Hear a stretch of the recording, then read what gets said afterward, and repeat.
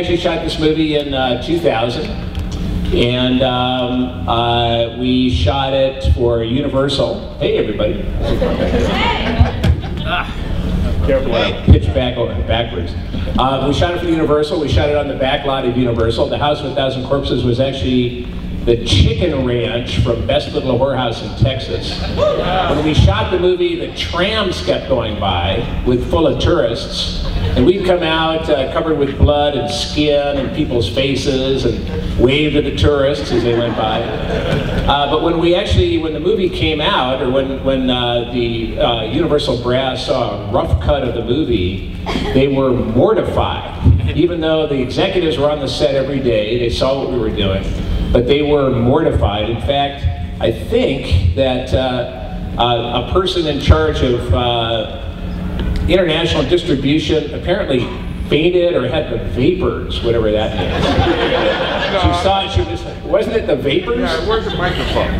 And yes, Sid, the vapors. Yeah, it was, yeah. What is the vapors? She was anyway? vaporous. Yeah. Yeah. Stacy Schneider, she was the head of production for Universal Studios. And they were doing screenings all over the country and getting great results. Either people loved it or they hated it, which is exactly what you want. Right. And she asked Rob if she could come to one of the screenings. And he said, absolutely, of course, we're doing one wherever the hell it was. And so she came, and she was in the audience, and when the film was over, they found her in the lobby, shaking and crying uncontrollably. Somebody had to drag her fat ass home. And the next morning, she called Rob into the office and said, we cannot release this film. Now, in all fairness, at the time, you know, in the year 2000, we had Columbine. There was some kind of a Senate hearing about R-rated material being exposed to children or something under 17 or whatever. So there was already, and then there was 9/11. Yeah, and so the thing is, you know, they always blame film for bad shit happening in the world. It's like the guys in Cave 27 never beat up the guys in Cave 26 because they were getting more tail. Okay. That's a caveman reference, by the way, in case you didn't get that. That was pretty oblique, man. Yeah, I know. That was Neolithic. Didn't want to come out because I see little kids in the audience. I didn't want to say ass, okay? Yeah. That's good of you. We appreciate that. Don't say ass in front of kids. I mean, that would just be like putting out House of a Thousand Corpses to you know, a poor shuddering audience of Stacy Snyder's. Yeah. Yeah. So that was the deal. She just canceled the film. $7 million, okay, down the drain, because she was shaking and controlled.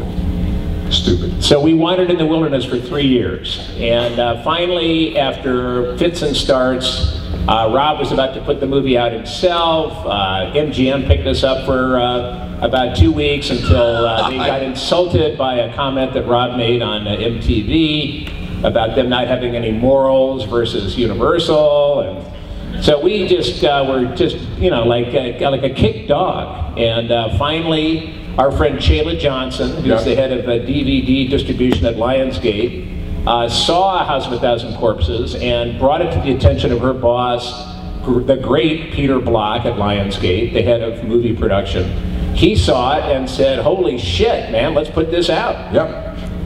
And if it wasn't for him, you still wouldn't have seen it, okay? Because people just didn't get it. Yeah, we'd just be we'd be alive and well in the cutout bin of your local bankrupt Blockbuster. $5 gets you whatever you want. Yeah. We'd be sweeping the floor in this fucking place instead of sitting at tables. True. Yeah. But speaking of the cutout floor, let's talk about that now. Yep. Everybody has heard about possibly a House of Thousand Corpses uncut director's version that has never seen the light of day. Anybody here heard about it, seen anything from it? Erwin, you had something about that, didn't you? Erwin, yeah. Okay, well, unfortunately I have a couple of scenes that got cut from the movie and that people don't know about. The first scene is Sid hit the panic button. He hit a panic button, he hit the panic button, and then it cut to me. I'm in my little hole underneath his his estate there, and I come running up to save him. And it was a quick shot, pretty quick shot, and it was shot in this really deep orange red, and Rob was told that they had to cut that out. It was one of those shots that would have taken the movie over to an X rating. So that's the reason. Irwin's not including that he had no pants on. But the thing that really, we were just talking about it backstage, the original ending, there was a different ending than the one that we see, and that's where Sid has this beautiful old milk truck, and he's driving down, he's tooling down the road, and there's the girl running across in front of the truck, and he stops, he picks her up, and she's screaming and yelling and yada yada, and finally Sid says, "Don't worry, honey, I got friends, they got a house right up the road." And then at that second, I popped out of the back of that milk truck, and I grab her by the throat, and I yank her into the back of the milk truck. And I was told that was it. That would have really kicked it over to an X rating. That was it. So they couldn't use it. What can I say? Jennifer, what do you think I'm about an X star. That was actually Aaron Daniels, right? That was Aaron Daniels. Aaron Daniels. But the question is, what do you And where think is about it? Aaron Daniels right now? He's having another child, right? Did any of you see the completed director's cut? You all saw it or no? There really is no director's Okay. cut. I mean, what happened was that Rob ended up, we was trying to, started editing at Universal. Okay. And then once we got booted out of Universal, there was a couple of boxes of footage that then went to MGM. Then they booted us out, and in the process, I think a bunch of things got lost. So actually, there was less footage than more. And that's why we ended up shooting, in House of a Thousand Corpses, it's very cool because there's a lot of kind of weird colored footage. There is Run Rabbit Run, for instance. Run Rabbit Run was actually shot, I think, a couple of months after we finished production, just because we needed more stuff because the film was so short because of lost footage. Right. He ended up filming a lot of stuff at home. At home, yeah. Yeah. Like when I played Ed Gein, I was down in the basement of Rob's house. Yes. We did Run Rabbit Run at Wayne Toth's makeup studio. That's right, yeah. Just all kinds of stuff. So, and so it ended up kind of being a patchwork. And I thought it really worked because it's so weird, there's...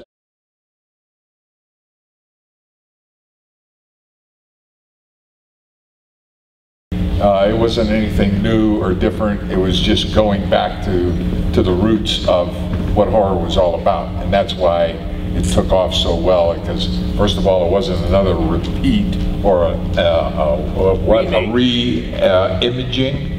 Whoa. What the hell does that mean? Reimagining. It's just reimagining. Yeah, that's it. It's just another word for stealing. Okay, because the imagination level in Hollywood at this point was like that big. Okay, yeah, that picture made money, and that picture made money, and that picture made money. So let's take all three stories and put them together, and our picture will certainly make money. Yeah, right. So yeah, it wasn't anything really different. It was just getting back to the roots. Now, what did you guys say? Did you know you were going to be playing the next horror icons, especially Bill and Sid?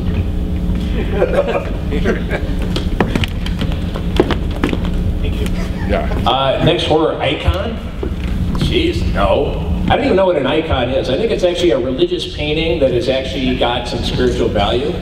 So I don't even know when people mention, horror icon. That would probably be like some kind of painting, right? Yeah. A Russian triptych. A Russian triptych, yeah. No, I didn't. Actually, it's funny. When I first got, asked to play Otis Driftwood, I really thought that Rob Zombie wanted a kind of a reworked or reimagined Chop Top. And so I showed up when we first started talking about the character. I showed up at his house, and I was kind of like, I ended up kind of like, little Abner, which like, is there Grandpappy or something, that kind of little angry little dude with a cloud over his head. I thought that's what he wanted, kind of a little chop top, kind of hillbilly chop top thing. And And God bless Rob. What he saw was he looked at me and saw a badass in there somewhere, and I never really thought of myself as a badass at all. And my children don't think of me as a badass.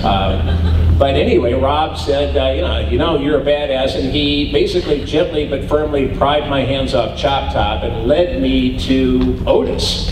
And I love being a badass, as it turns out. It's great, being a badass, man. So I certainly had no idea that that's how it was going to work out, but sure glad it did.